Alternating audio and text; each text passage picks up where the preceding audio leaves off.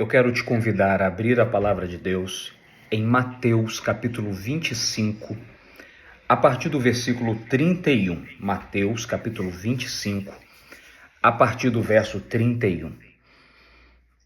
Diz assim a palavra de Deus: Quando o Filho do Homem vier em sua glória, e todos os santos anjos com ele, então se assentará no trono da sua glória. E todas as nações serão reunidas diante dele. Ele então apartará uns dos outros, como o pastor aparta bodes de ovelhas. Antes de mais nada, eu quero dizer que esta palavra que estamos lendo foram palavras ditas pelo próprio Jesus, ok?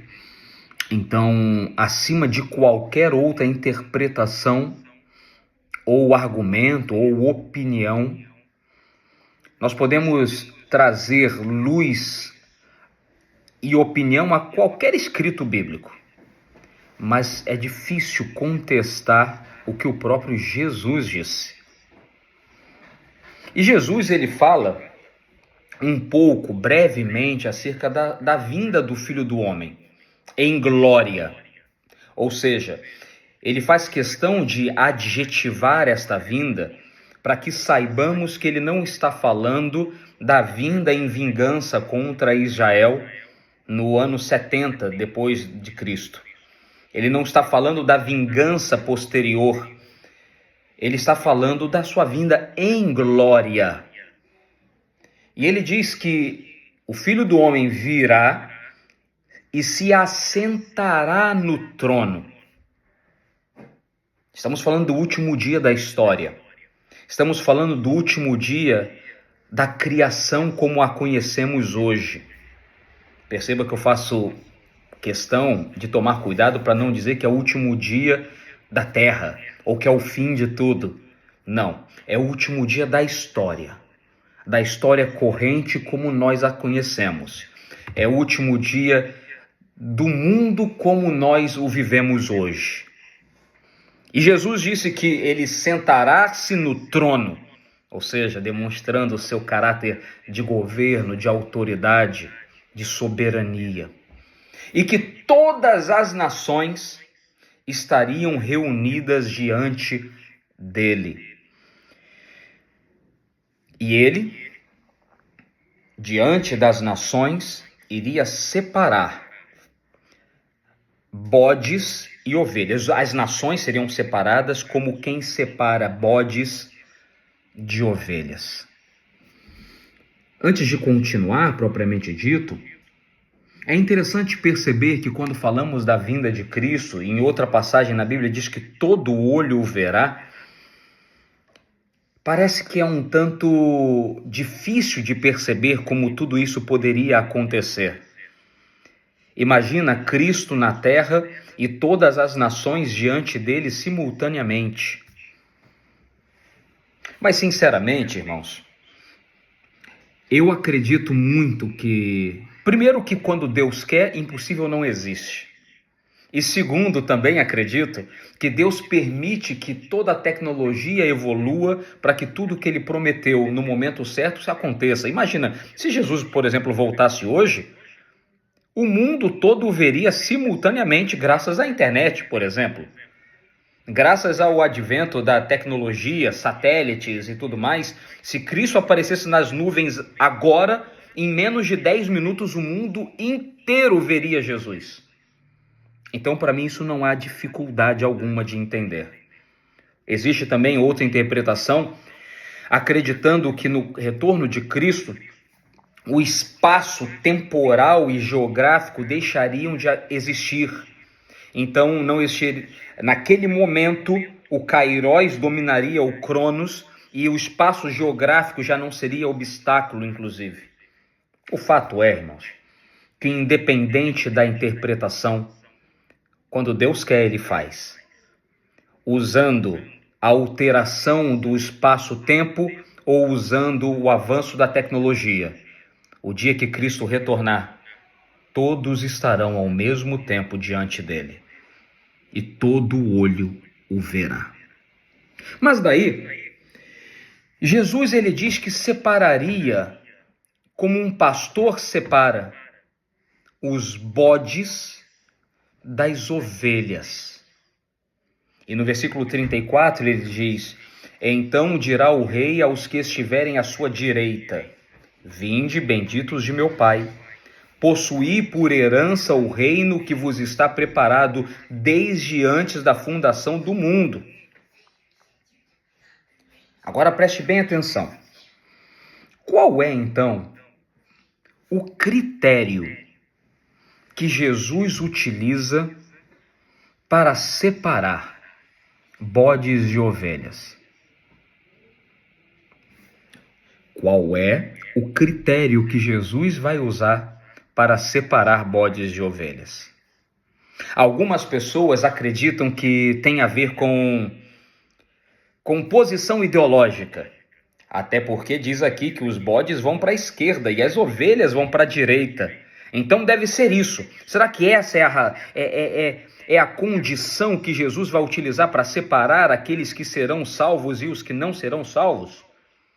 Outros vão dizer, não, a salvação aqui vai ter muito a ver com as obras no sentido de conquistar. Então, aqueles que conquistarem sua salvação por meio de sacrifícios, por meio de labuta, meritocracia, esses serão salvos. Outros vão dizer, não, isso aqui tem a ver com moralidade, tem a ver com opção sexual, tem a ver com isso, com aquilo ou com aquilo outro. Criou-se ao longo dos anos diversas condições para as pessoas serem ou não salvas. Mas como é que Jesus, porque não me interessa o que o pastor A, B ou C diz, não me interessa o que a religião A, B ou C diz, me interessa o que Jesus disse. Como Jesus separará bodes das ovelhas? E ele disse no versículo 35, porque eu tive fome e me deste de comer, tive sede e me deste de beber, eu era estrangeiro e hospedaste-me, estava nu e vestiste-me, adoeci e visitaste-me, estive na prisão e foste me ver. Então os justos lhes responderão, dizendo, Senhor, quando te vimos com fome e te demos de comer? Quando te vimos estrangeiro e te hospedamos? Ou nu e te vestimos? Quando te vimos enfermo ou na prisão e fomos ver-te? Respondeu-lhe o rei, e lhes dirá, respondendo-lhe o rei lhes dirá, em verdade vos digo, que quando o fizestes a um dos meus pequeninos, a mim o fizeste. Então dirá também aos que estiverem à sua esquerda, apartai-vos de mim, malditos, para o fogo eterno, preparado para o diabo e seus anjos, porque eu tive fome e não me deste de comer, tive sede e não me deste de beber. Então calma lá. Jesus está virando aqui para as pessoas e dizendo, vocês vão passar pela condenação eterna, porque vocês têm opção sexual diferente? Não. Porque vocês não deram o dízimo? Não. Vocês vão ser condenados porque vocês pecaram? Não. Os fatores que Jesus traz à baila são completamente diferentes daquele que a religião fala. Jesus não está falando de fator moral, Jesus não está falando de usos e costumes, Jesus não está falando de sexualidade, Jesus não toca nesses assuntos. Nos assuntos que hoje a religião mais fala, Jesus não coloca eles como condicionante para a salvação. Jesus diz, eu tive fome e não me deste de comer, eu tive sede e não me deste de beber, eu tive frio e não me agasalhaste, Eu estive doente, estive preso e não foste me visitar. Eu fui estrangeiro e não me recebeste na sua casa. Então eles também responderão: Senhor, quando é que te vimos com fome e com sede? Ou estrangeiro, ou nu, ou enfermo, ou na prisão e não te servimos? Então lhe responderá dizendo: em verdade vos digo que quando um desses pequeninos precisaram e vocês não o fizeste, a mim não fizeram. E irão esses para o tormento eterno, mas os justos para a vida eterna. Alguns vão poder dizer: tá vendo aí? Como é que estamos falando de meritocracia? Tá vendo aí que estamos falando que é pelas obras que se é salvo? Não, não é disso que Jesus está falando. Tanto que, se fosse por meritocracia, eles saberiam o porquê estariam sendo salvos. Se fosse por meritocracia, eles não perguntariam a Jesus: ué, Jesus, quando é que nós te ajudamos que nós não sabemos? Quando é que nós te acolhemos se nós não sabíamos? Quando é que o senhor teve fome e a gente te deu de comer? Quando é que o senhor teve preso e a gente foi te visitar? Não é meritocracia, é sinônimo de conversão. Pelo fruto conheceremos a árvore. O apóstolo vai dizer que de vós, amados, esperamos coisas superiores, coisas pertencentes à salvação. Uma pessoa, quando nasce outra vez, a sua forma de ver o mundo e de se relacionar com as pessoas altera radicalmente. Depois que a pessoa se converte de verdade, ela enxerga as outras pessoas não como inimigas, não como obstáculo. Ela passa a enxergar as outras pessoas como o próprio Cristo. Se a pessoa tem fome, ela reparte o seu pão. Se a pessoa for presa, ela vai visitar. Se a pessoa for estrangeira, ela recebe-a na sua casa. Gente, aonde está essa palavra sendo pregada hoje em dia? Que atualmente eu vejo os cristãos dizendo: você está com pena do bandido? Leva para casa. E já vi pastores dizendo, quando uma criança pede dinheiro no sinal: cuidado que é o diabo querendo roubar o teu salário.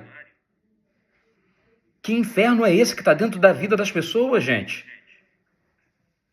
Ontem ou antes de ontem eu vi um vídeo, e que possivelmente foi aquilo que motivou compartilhar essa palavra, e havia um cristão americano debatendo com outros 3 cristãos americanos, se é que eu posso chamá-los assim. E um cristão dizia: gente, nós temos que ter amor pelos imigrantes, amor pelos estrangeiros. A Bíblia diz que nós temos que acolhê-los na nossa própria casa. Nós temos que amá-los, temos que cuidar deles. E os outros 6 dizem: nada disso, nada disso. E um dos cristãos, o cristão que era verdadeiramente cristão, disse: e se Jesus aparecesse aqui agora, você receberia ele? A resposta dos outros 3 cristãos, sabe qual foi? Se Jesus entrasse nos Estados Unidos de maneira legal, a gente receberia ele. Mas se Jesus entrasse de maneira ilegal, nós não o receberíamos. Olha que loucura, gente. Quer dizer, então, que quando Jesus vier, ele vai precisar de visto? Ele vai precisar tirar passaporte e visto para poder salvar os americanos? Que loucura, gente. A gente está vivendo um momento em que a sociedade está se degladiando, se matando, se odiando, e quem está capitaneando esse ódio é a igreja. E ela diz: você vai para o inferno porque você é gay, você vai para o inferno porque você é de tal outra religião, você vai para o inferno. Mas aí você para ouvir Jesus. E Jesus disse: você será condenado porque eu tive fome e você não me deu de comer. Você será condenado não é pelo tamanho da sua roupa, mas porque eu tive sede e você não me deu de beber. Você será condenado não é porque você deixou de dar o dízimo. Você será condenado porque eu fui estrangeiro e você não me acolheu. Você será condenado não é porque você falou palavrão, embora seja muito errado falar e muito feio fazê-lo. Mas não é por isso que você será condenado. Você será condenado porque eu tive doente e você não foi me visitar. Você não será condenado por causa da maquiagem ou por causa dos brincos que você usa ou deixa de usar. Você será condenado porque eu estive na prisão e você não foi lá me ver. As pessoas precisam entender que, para além do que está escrito, existe muito significado aqui nessa palavra. Por exemplo, uma pessoa que está presa, via de regra, ela está presa inocentemente ou culpada?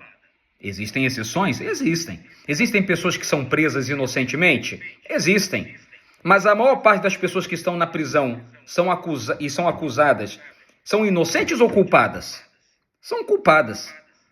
E a Bíblia aqui não está falando de culpa, está falando de misericórdia. A Bíblia aqui não está falando de quem é culpado merece a sua visita, quem não é culpado não merece, ou vice-versa. Não, a Bíblia está falando de misericórdia.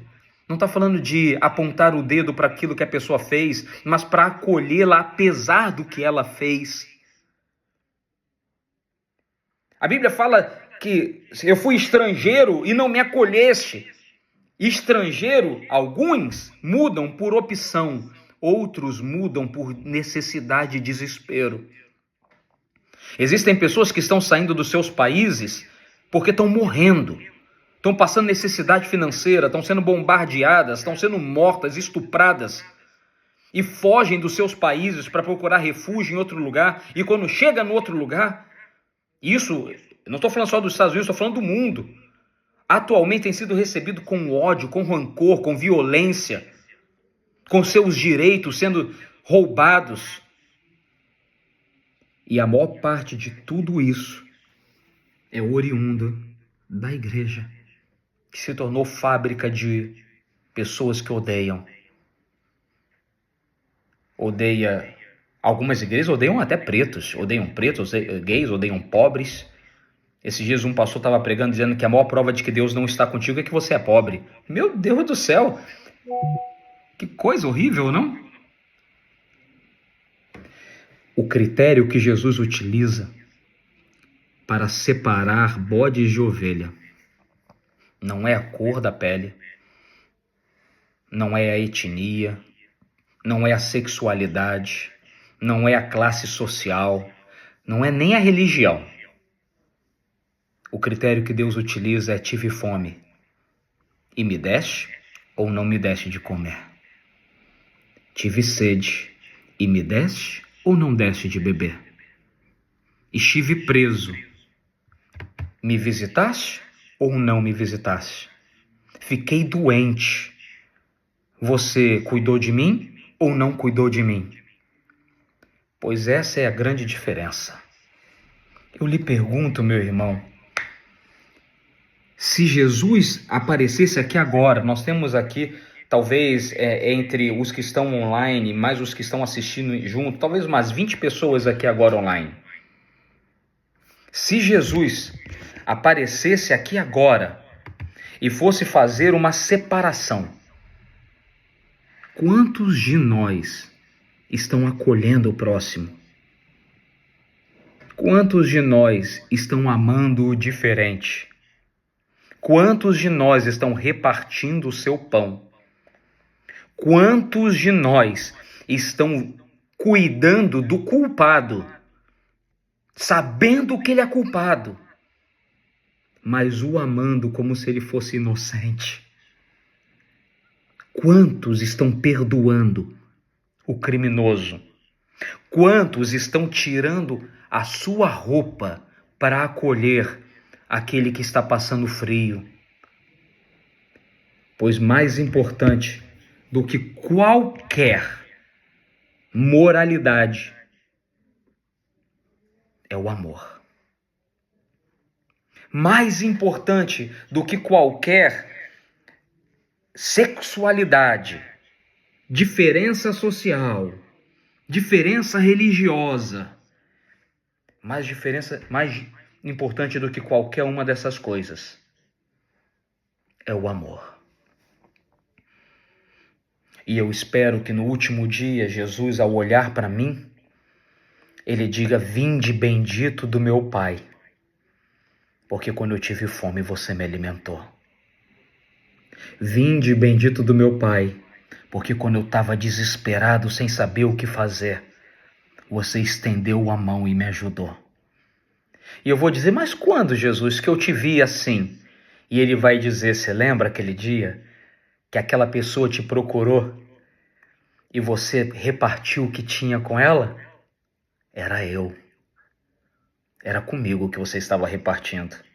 Você lembra aquela pessoa que era completamente diferente de você e que de repente pediu a tua ajuda e você estendeu a mão mesmo sabendo que ela era diferente? Era eu. E você estendeu a mão para mim. Você lembra quando eu fui estrangeiro e você abriu a porta da sua casa para me ajudar, mesmo sem me conhecer? Era eu que estava lá e você me amou. Sabe, irmãos, o mundo está tão odioso. As pessoas procuram oportunidade para odiar. Sério mesmo. Ó, você quer ver uma coisa? Eu entrei ontem, um rapaz que eu sigo, que faz um trabalho com atletas de Cristo, mas ele não é brasileiro, não sei nem a nacionalidade dele, a página é toda em inglês.